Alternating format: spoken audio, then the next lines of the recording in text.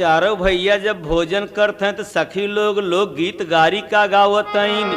अरे राम लखन जब आए महल में देखन आई सब नारी, सिया राम के भजो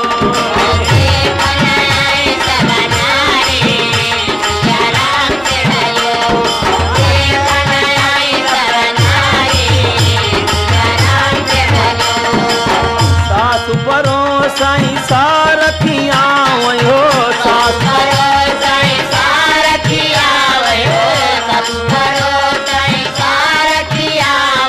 रखिया सब दे लगिन गारी, सिया राम के भजो।